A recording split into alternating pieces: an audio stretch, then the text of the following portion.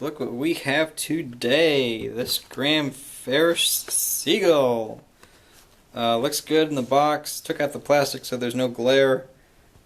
But yeah, not something you see every day for sure. Really excited about this. Let me take it out so you can see even better. Alright, inside you'll obviously find the engine there and this warranty guarantee piece of paper, which I specifically like how it warns you not to drop it. That's very, very key. If you didn't know already, they're warning you right here for sure that don't drop your N-scale locomotive engine. But first thing I noticed, it's really good looking. Got to give them credit for that.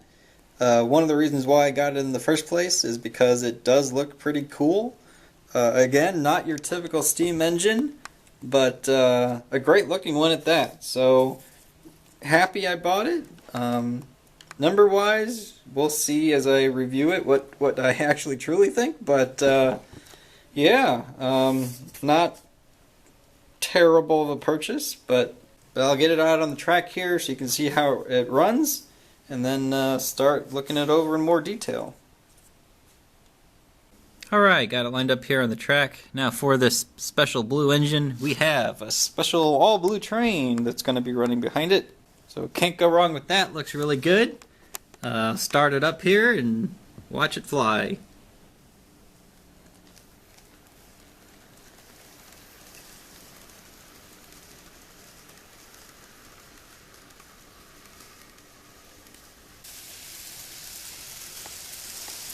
It actually kind of hobbles there on the track, flying back and forth, left to right a little bit. Still looks good though in motion.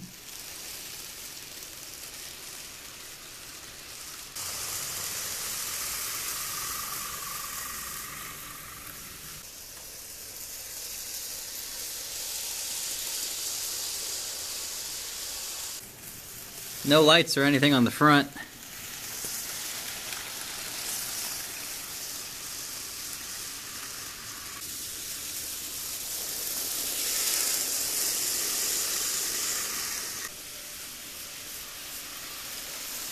I think actually the faster it goes, the better it looks. Alright, now as this is a Farish, it comes from merry old England. And of course that's exactly where this train is from originally. You can see the British Rail emblem on the back there. I believe that's what that is. If it zooms in there. Yep.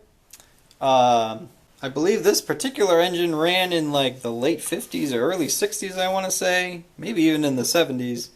But this model itself, I think, is from 2006. I think they only made it for 1 year. Because when I looked it up, that's what it told me. And details-wise, you can see it's pretty stunning. Again, one of the reasons why I liked it when I saw it is because it looks pretty decent. The back, at first glance, is just a little bit cheap, and you can also see the connectors or the conductors there, the brass pieces that pick up all the electricity there from the track itself.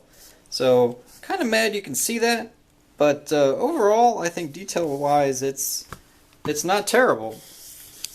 So it's going to get an 8 from me in that regard. Because I do think it looks decent. It looks pretty good.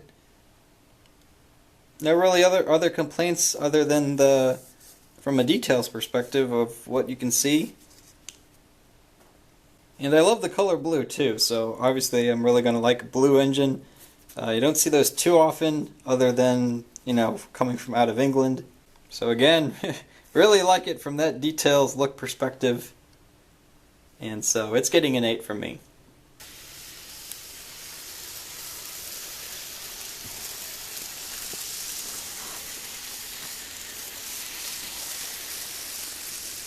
Now on the materials front, the first thing I noticed instantly is this back tender is as cheap as it gets. There's no weight to it, it's really flimsy, it's really light, and you can probably tell already it's made completely out of plastic. Even looking at the top there, it just looks fake to me. Those coal screams this is fake. I'm not impressed at all by the tender whatsoever. However, once you get to the engine, this is all die-cast metal. So really strong, it feels sturdy. I think they did a great job. Even these front little bits are metal as well. So I really like the look and the feel of the materials of the engine. Even this in here is all metal. The wheels are great. I can tell they went high end on the engine piece for sure, but really cheaped out on the tender there, which is kind of disappointing, to say the least. I would have liked to see that have built in the same material. But my score is going to be a 6, just because the back is so half thought out, I'd say. Whereas they did a really good job on the front, but the back is definitely dragging it down.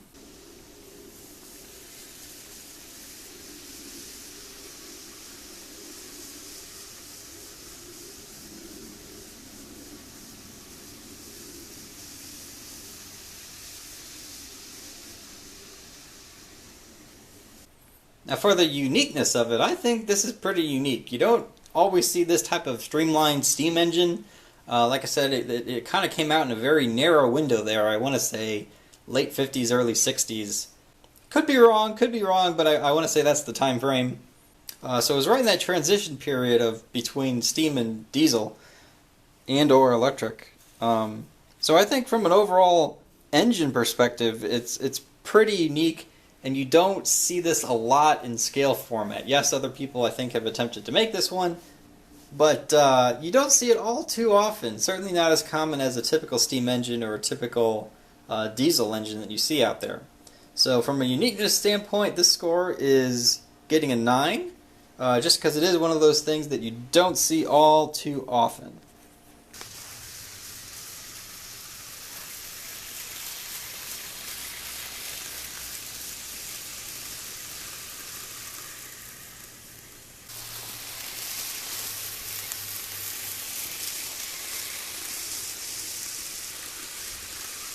For noise level, it's not exactly a piercing screech, but it is kind of loud.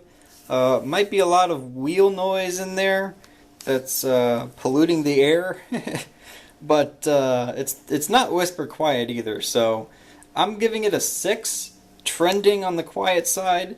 I'm glad there's no screech, like buzzing sound, but it can get a little noisy, as you probably tell when it's running around there.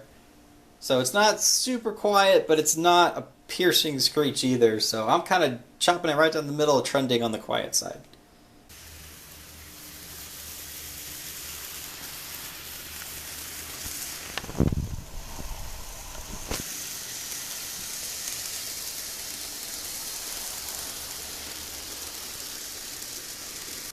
For the power requirement, it needs a lot. It doesn't move until you get over halfway up the dial. So not too great there. It does get moving rather quickly though after you reach that threshold. But getting it going requires a lot. So I'm giving it a 3 in this regard, because you do need quite a bit to get it to nudge along there. There's the power setting. When it just starts to move, you can see it's above halfway. So yeah, it takes a lot to get this thing going.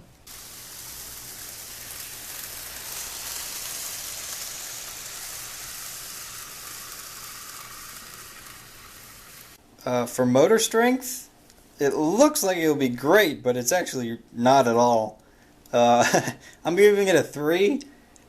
I don't know if it's necessarily the motor's fault. I just think that there's no traction. I might do a demo here in a second to show you what I'm talking about, but it can't pull that many cars. The wheels just spin and spin and spin behind it if you load up too many. So it can't pull all that much. A little disappointing there. I don't know if, again, if it's a weight thing or a traction thing. There don't seem to be any traction tires on it, so that might be one of the reasons. But as is, it can't really pull all that much, so I'm giving it a pretty low motor strength score because of that. Alright, now for the power test, you can see I have 18 cars hooked up to this thing, and it's not going anywhere. It's spinning its wheels like crazy. You can see it hobbling around all over the place like it does as it drives down the track, only it's not going anywhere. So, don't really know the reason. There's good weight behind the engine, but there's just no traction on the tracks. Now you can see here, there's absolutely no traction at all. I mean, I'm just barely touching this thing, and it slides like a Kato coach car. No friction at all to get this thing to slide along the tracks. To give you some perspective on that, here's the same set of cars, same track, same location. This little guy who weighs nothing can pull it along with ease, no problem.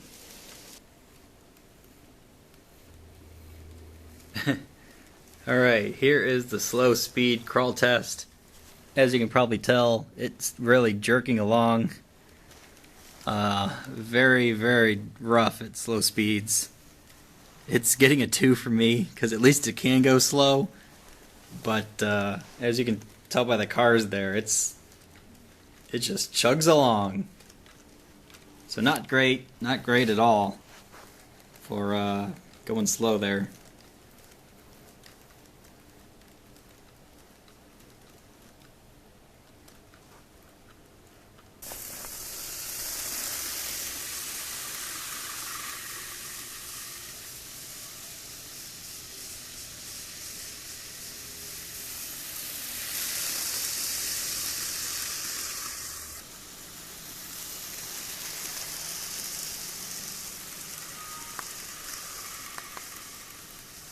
Now, derailment. Haven't really had any problems with it coming off the track, so that's always good.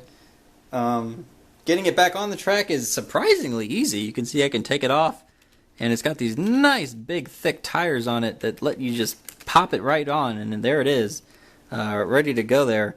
Oop, I pushed it up. No, it's there, see?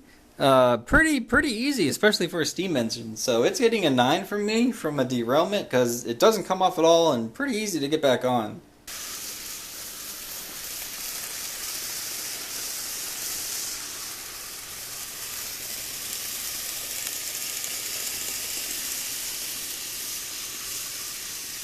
Now, problems. I have had my fair share with this one. Don't know if it's the model specific to this one particularly, or they're all Graham Farishes or like this, but it rides really funky, as you can see. It kind of bounces around. Not necessarily a bad thing, but I noticed all these screws underneath were pretty loose, and when I went to tighten them up there, you can see that one almost falling off. When I went to tighten them up, the motor just flat out stopped working on me.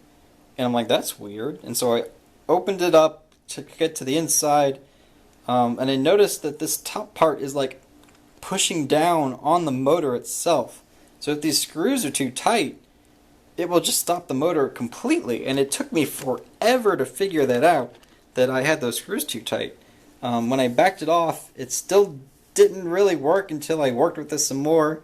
Eventually got to get back going again, but I was just riding it around when all of a sudden it just stopped mid-track, and I'm like, what's going on here? So I kind of tinkered with it. Took me a while to get back together for it to be working again, and it actually took a week or so to get back working because I thought it just died on me, but I don't know, something with the motor and something about the chassis or the metal outside pushing down on that motor too much causes it to freeze up. So I'm giving it a 5 in that regard. Again, I don't know if this is just this particular model. There's something funky going on there, or all Graham Farishes are like this, but pretty disappointing in that regard that I had to fiddle with it and figure it out and ride loose, if you will, was the solution there. Because those screws I'm worried about, just like, because it pops, it does this a lot when it's running, so I'm worried those screws are going to fall off one day and something's going to get messed up. But yeah, I mean, problem-wise, I'm giving it a 5.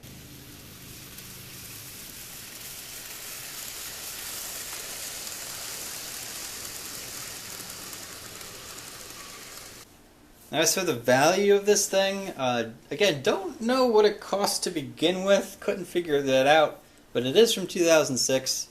I paid just over $100 for it, which might be a little bit much of a premium. I've seen other models of this type, go for 120 or so. But to me, this would be a good purchase at like 60 or 70. 70 at the most. So I did feel like I overpaid a bit. It still looks great though. You can't argue with that. Even though that back bit's plastic, I still think it looks fantastic as a model. And even if it just stays in the display case, I'm happy I got it. But I'm giving it a 5 in the value category because I would have liked to pay it a little cheaper now that I played with it, but still not regrettable that I purchased it. Still looks good, still a rare one you don't see too often, so happy I got it, but I did have to overpay for it.